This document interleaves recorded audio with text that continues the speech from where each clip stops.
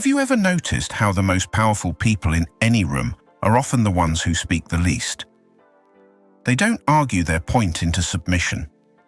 They don't fill every silence with nervous chatter. They don't compete for attention with louder voices. They simply observe, listen, and choose their words with surgical precision. And suddenly, when they do speak, everyone stops to listen. Now imagine if you possess that same magnetic presence, that same quiet authority. What would happen if you stopped filling every pause with noise and instead learned to wield silence like a weapon? That's where the transformation begins. You have been programmed to believe that silence equals weakness, that if you're not constantly talking, explaining, defending, or proving yourself, you somehow disappear.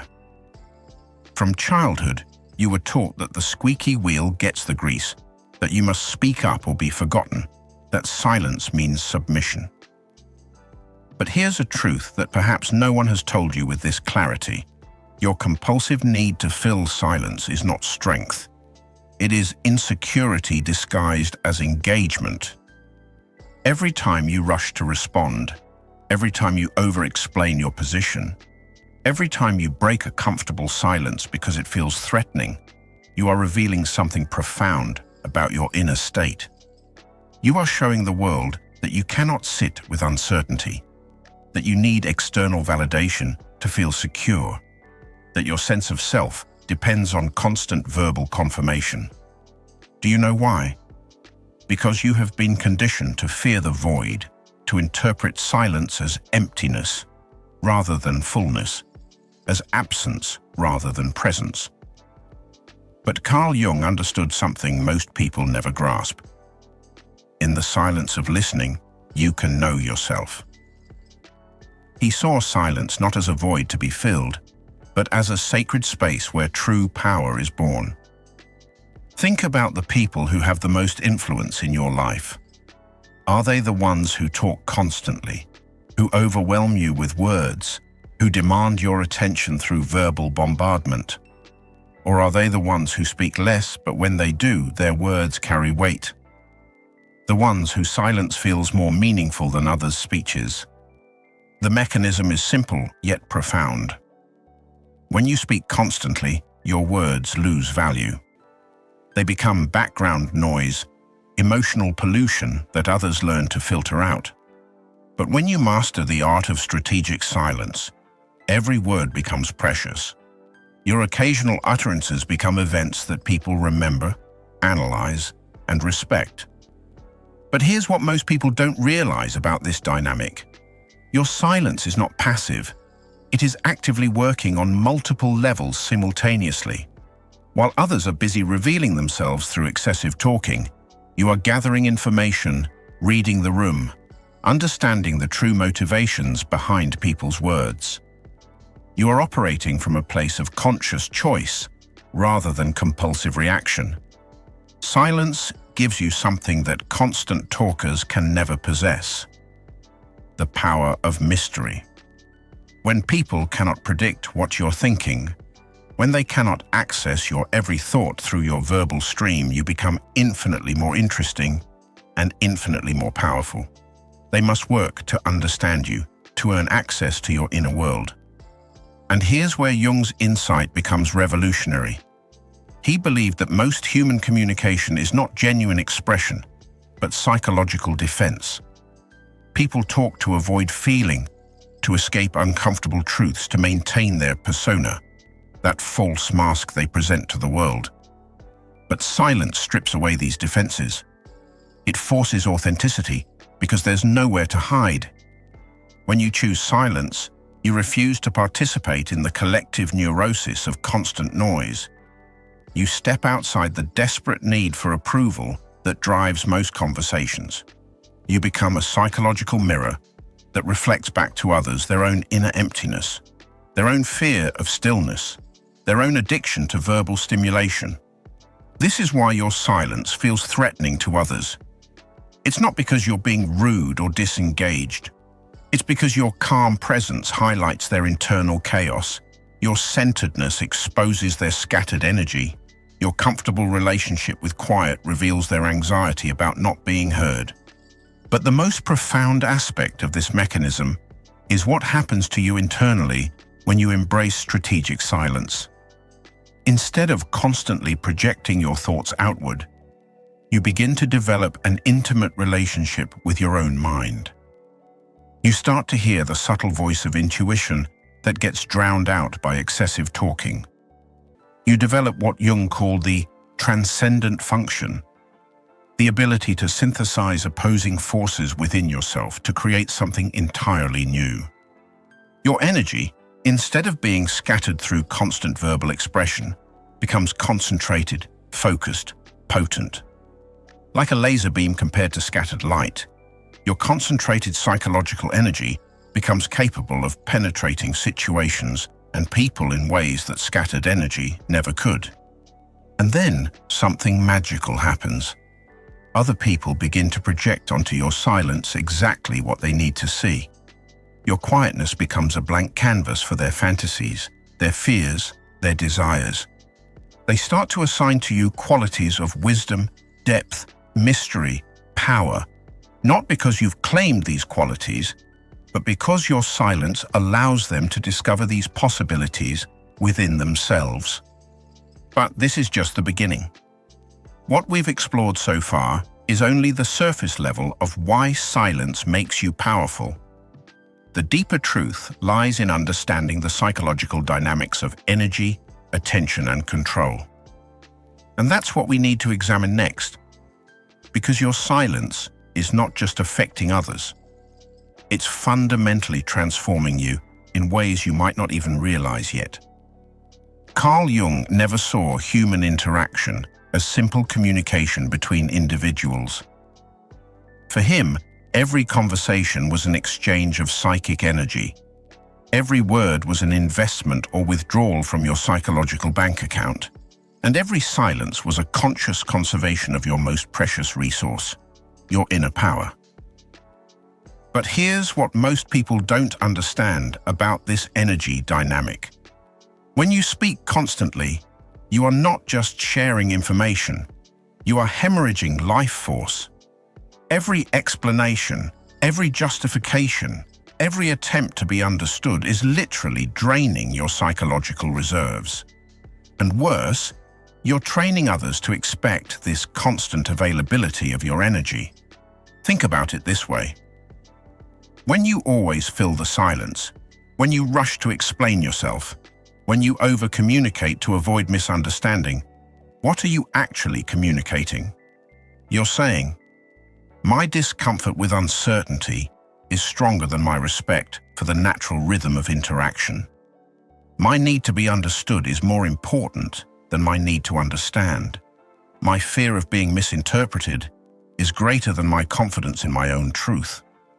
Jung called this phenomenon the inflation of the persona, the false self that becomes addicted to external validation. The persona feeds on attention, approval, and acknowledgement.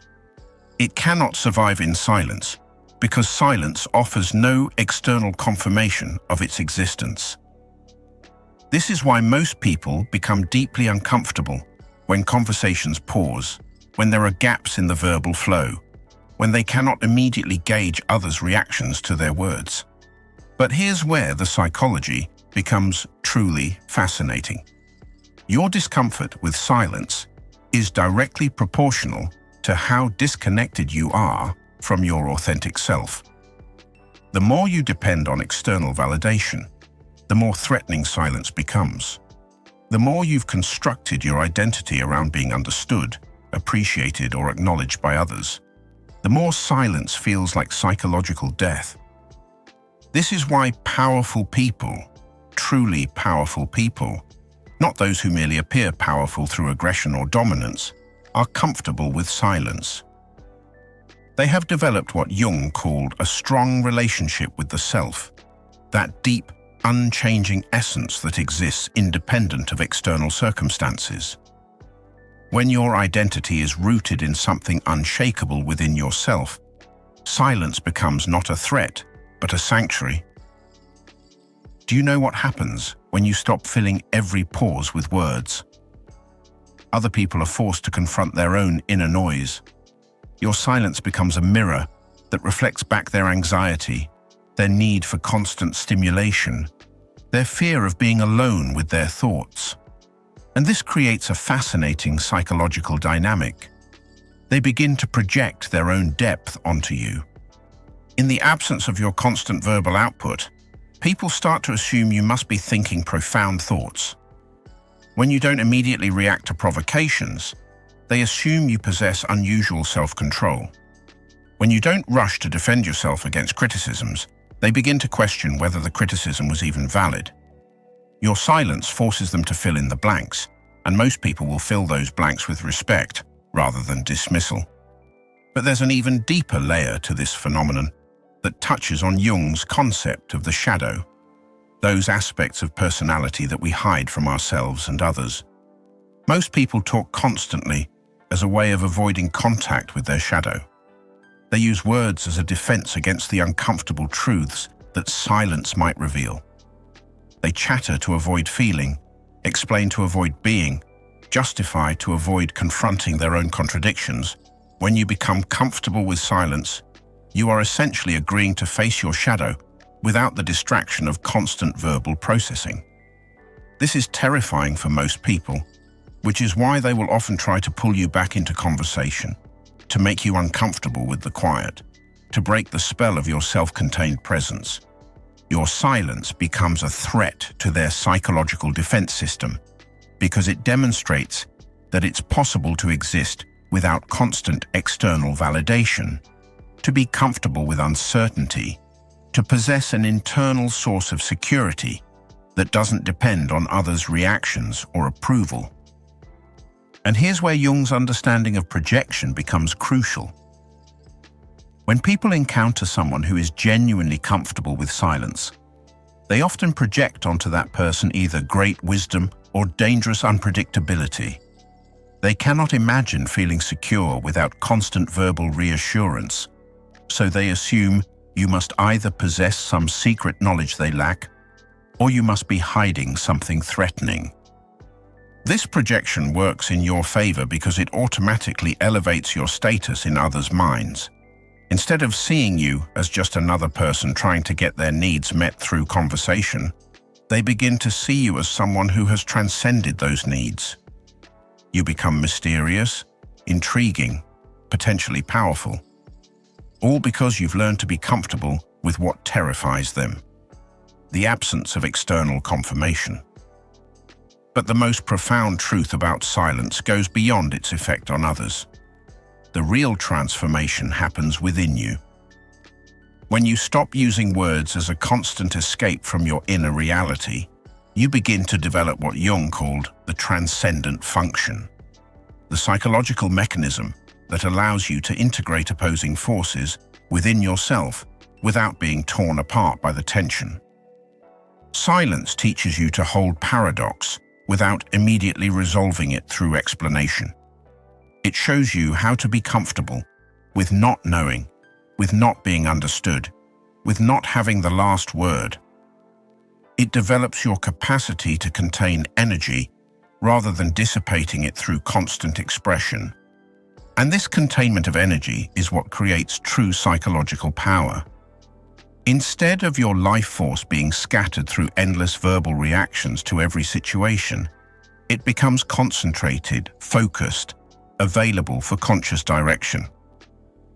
You stop being a victim of circumstance who must explain and justify your way through life, and you become a conscious creator who chooses when, how, and to whom to reveal your inner world. This is why silence feels so powerful to others and so transformative to you. It represents the difference between living reactively and living consciously, between being driven by external pressures and being guided by internal wisdom, between seeking validation and possessing self-authority. But understanding this intellectually is not enough. The real power comes from learning to practically implement strategic silence in your daily life. And that requires understanding not just why silence works, but how to use it skillfully without becoming cold, withdrawn, or manipulative. The next part will show you exactly how to develop this capacity in yourself. It's no use understanding the power of silence intellectually if in practice you continue filling every pause with nervous chatter, explaining yourself when no explanation is needed, and breaking comfortable quiet because it feels threatening. Awareness without application is just another form of psychological entertainment. True transformation begins when you develop the practical skills to become selectively verbal. And this requires emotional discipline that most people have never even attempted to develop. The first step is learning to recognize your silence triggers, those moments when you feel compelled to speak, not because you have something valuable to say, but because the quiet feels uncomfortable. These triggers usually fall into specific categories, and identifying them is crucial for developing conscious control over your verbal impulses. Do you speak to fill awkward pauses? This reveals your discomfort with social uncertainty and your unconscious belief that silence equals social failure. Do you over-explain your decisions? This shows your addiction to external validation and your fear of being misunderstood. Do you immediately respond to provocations? This demonstrates your lack of emotional regulation and your susceptibility to others' manipulation. Each of these patterns represents a specific area where you're leaking psychological power through unnecessary verbalization. And each one can be transformed through deliberate practice. Start with the pause practice. When someone asks you a question, especially a challenging one, instead of immediately responding, take a breath. Count to 3. Let there be a moment of silence before you speak.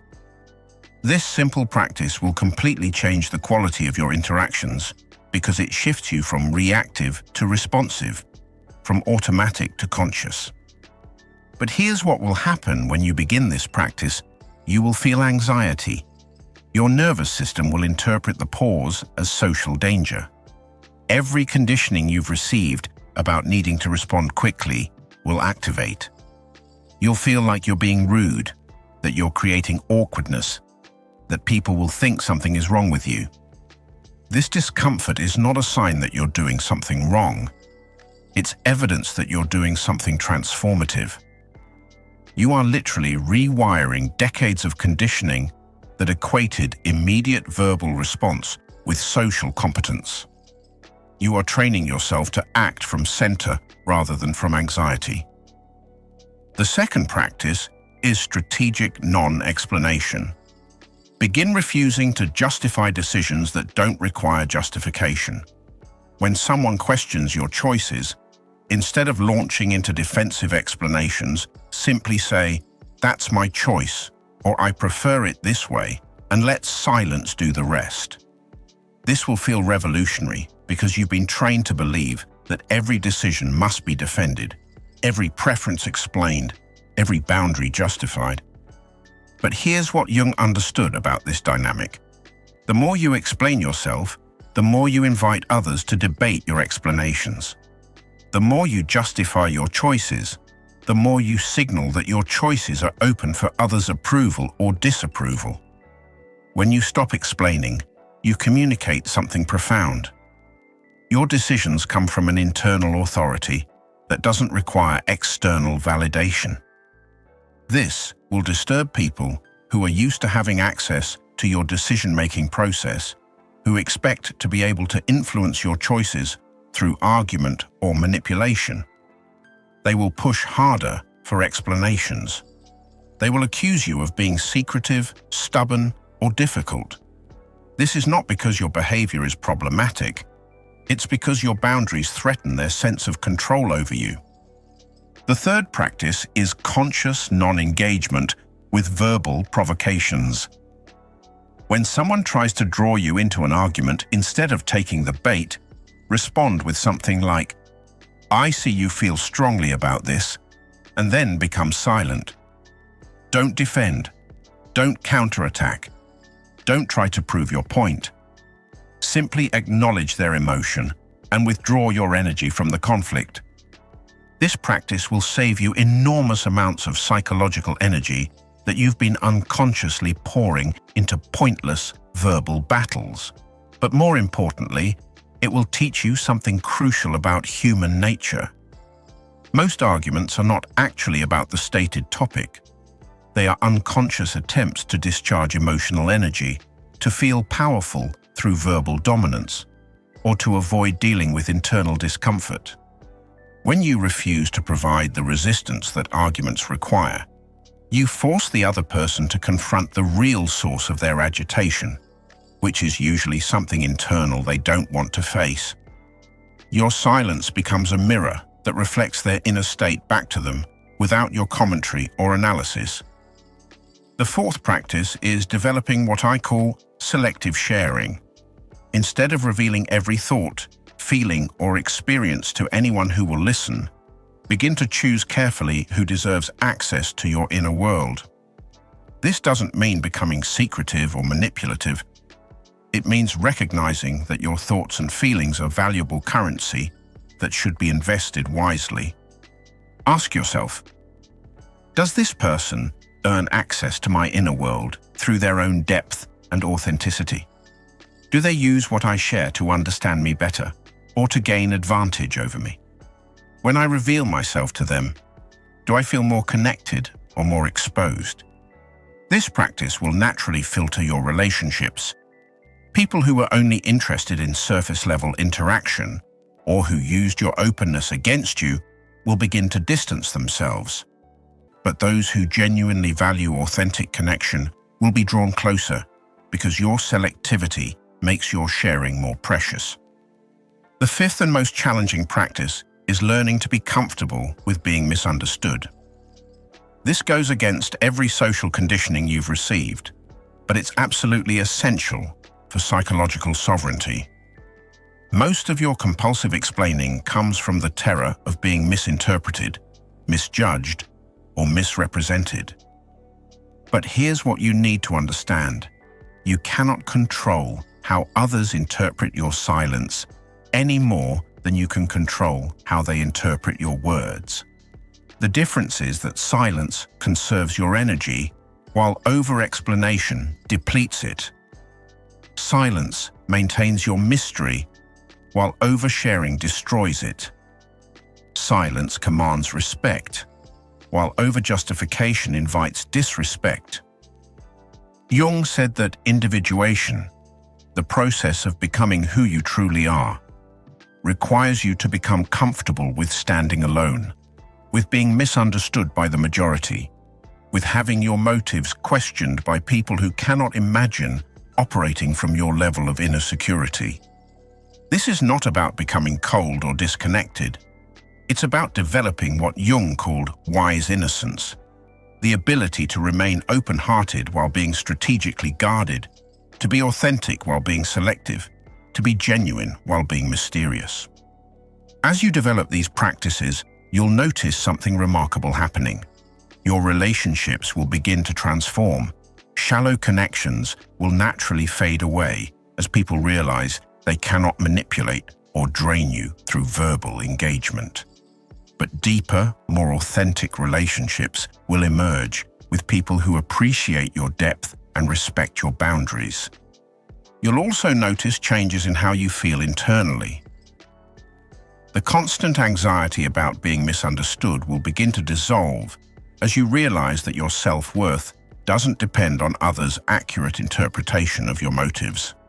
The exhaustion that comes from constant explanation and justification will lift as you learn to conserve your psychological energy.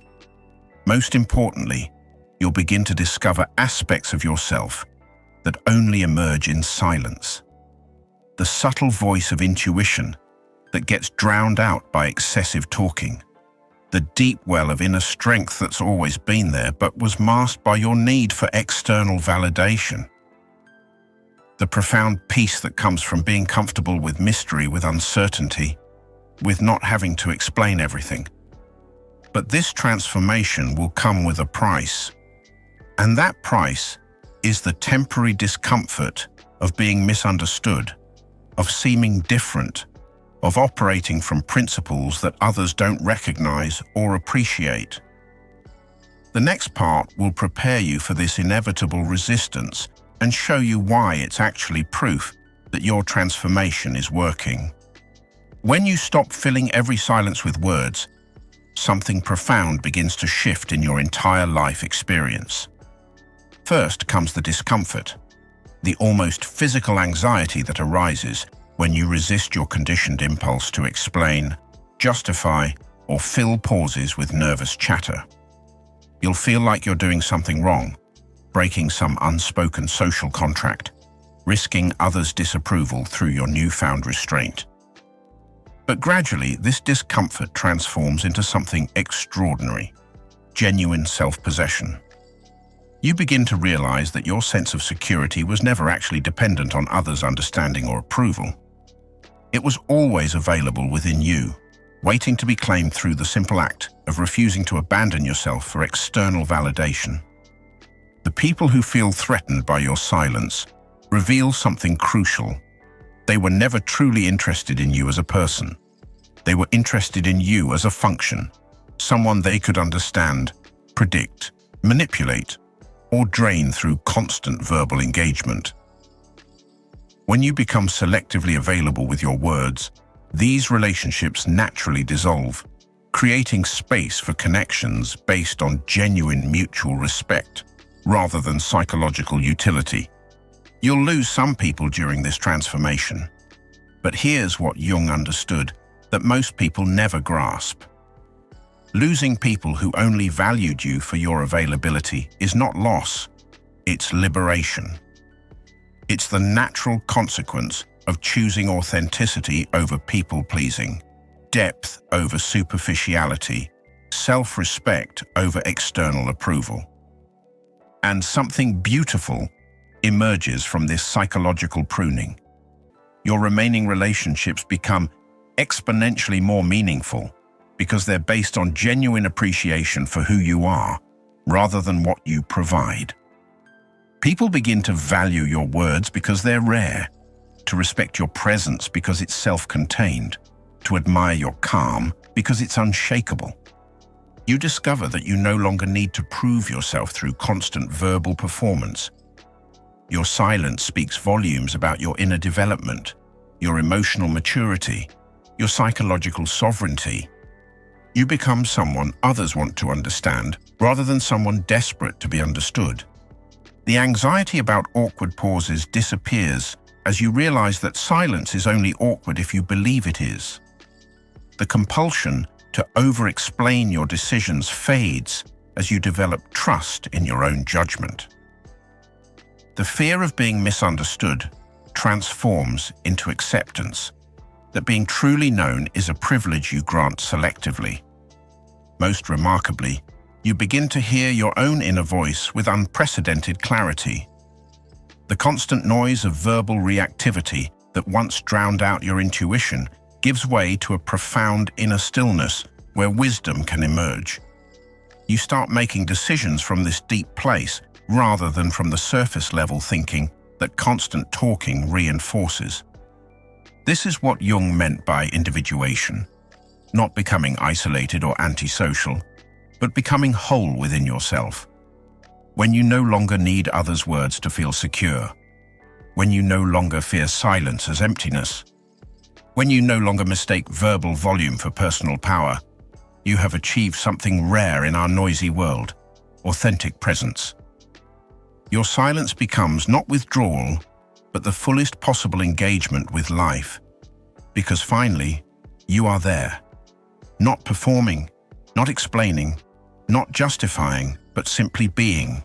And that being, supported by the power of conscious silence, transforms every room you enter. Today we learned from Carl Jung that true power lies not in having the last word, but in choosing when to speak at all. We discovered that silence is not emptiness, but the fullest expression of self-possession, and that the courage to be misunderstood is the foundation of authentic living. If these insights sparked a moment of recognition within you, hit the like button to share this wisdom with others who might need to hear it. Subscribe to join our PSYphile community, where we dive deeper into life-changing ideas every week. Become a PSYphile and explore more ideas that transform how we see ourselves and the world. Write in the comments, "I choose silence," if you're ready to begin this transformation. Let's see how many here are prepared to discover the power that emerges when you stop filling every moment with noise. Until we meet again, remember, your silence is not emptiness. It's the space where your authentic power is born.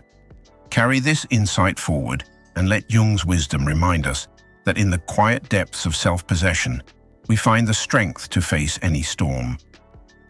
Take a moment to like this video and subscribe to our YouTube channel, PSYphile. And don't forget, keep watching the next video. It's more important than you imagine. See you there.